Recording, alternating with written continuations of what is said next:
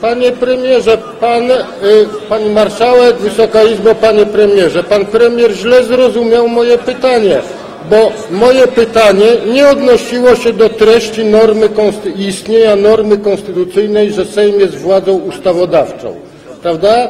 No, wszyscy wiemy z Konstytucji, że Sejm jest władzą ustawodawczą. Jakby na przykład klub Platformy Obywatelskiej głosował sprzecznie z wolą premiera i jednocześnie swego szefa, to Sejm byłby niezależną od rządu władzą ustawodawczą. Moje pytanie jest takie, czy pan jako premier i szef Platformy Obywatelskiej zarządza walec, który będzie jechał po każdym, który zgłosi poprawkę odbiegającą od przedłożenia rządowego, a tu chodzi o to, czy został zarządzony walec w kwestii 3 lat, czy nie.